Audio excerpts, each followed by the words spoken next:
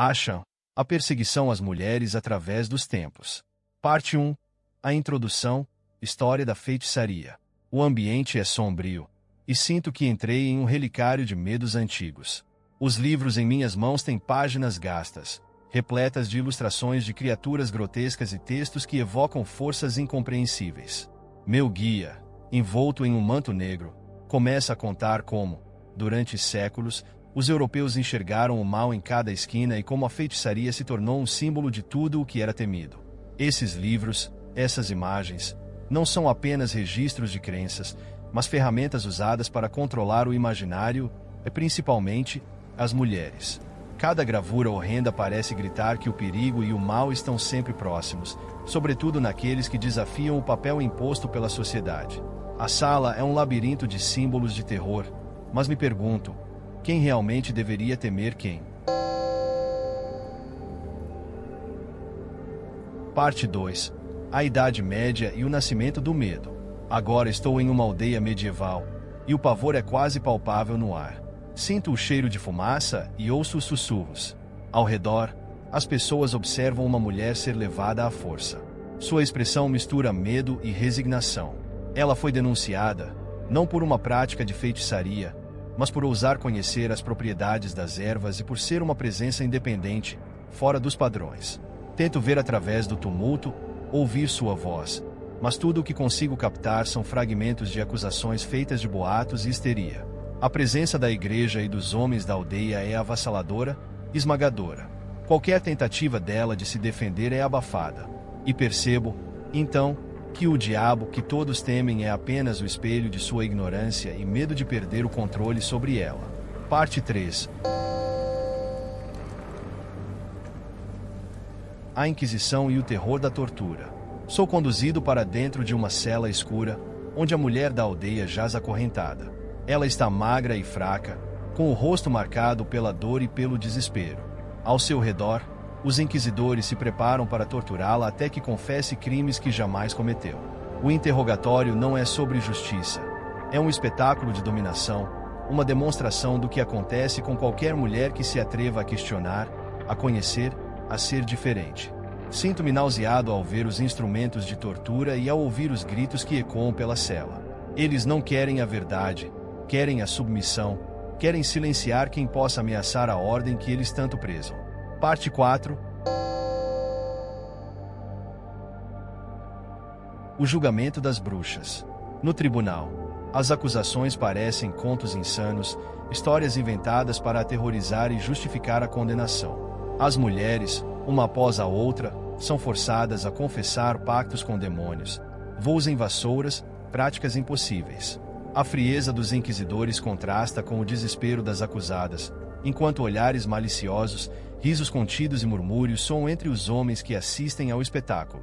Vejo nos olhos das mulheres a incompreensão, o medo e a dor de serem transformadas em monstros para sustentar a ignorância e a autoridade masculina. Aquelas mulheres não são bruxas, são apenas vítimas de um sistema que não admite independência ou voz feminina. Parte 5. A explicação psicológica e o século XX. Agora, estou no século XX, onde um médico explica de maneira lógica e fria como a feitiçaria nada mais era que reflexo da histeria coletiva, da ignorância e da repressão. Ele fala de como as supostas bruxas poderiam ter sofrido de condições psicológicas ou mesmo de conhecimentos naturais que não eram compreendidos na época. As luzes da sala se tornam mais suaves, e sinto um alívio ao perceber que a racionalidade finalmente prevalece. Mas ainda carrego uma tristeza profunda, porque sei que essas injustiças nunca poderão ser revertidas para aquelas mulheres. A crueldade da Inquisição foi mais que uma simples caça às bruxas. Foi uma demonstração de como o poder e o fanatismo podem destruir vidas em nome da moralidade. Ao sair dessa jornada sombria, uma reflexão amarga permanece. Em pleno século XXI, ainda há resquícios dessa intolerância, desse controle sobre as mulheres, dessa perseguição justificada por medo e fanatismo. Ashan não é apenas uma história de bruxas, mas um alerta para como sociedades podem repetir atrocidades, mascaradas sob novos nomes e justificativas. A verdadeira bruxaria, ao que parece, sempre foi a habilidade de desafiar e sobreviver a essa opressão. O filme Asham ou A Feitiçaria através dos Tempos, 1922, é uma janela para uma das épocas mais obscuras da história. A caça às bruxas e a perseguição incansável que matou cerca de 8 milhões de pessoas, muitas delas mulheres. É impossível não sentir um calafrio ao assistir e perceber que tudo isso foi motivado por um fanatismo religioso e um desejo de controle absoluto sobre a sociedade, especialmente sobre as mulheres. Na Idade Média, crenças distorcidas sobre feitiçaria e demônios eram amplamente aceitas, em grande parte devido a livros como Maleus Maleficarum ou Martelo das Bruxas. Escrito por dois inquisidores dominicanos, Heinrich Kramer e Jacob Sprenger, o livro era um verdadeiro manual de caça às bruxas, legitimando e promovendo a tortura, a execução e a opressão com métodos desumanos para revelar a bruxaria. Acreditava-se que a mulher, sendo o mais suscetível ao demônio e ao pecado, precisava ser controlada e punida por qualquer desvio do papel que lhe era imposto.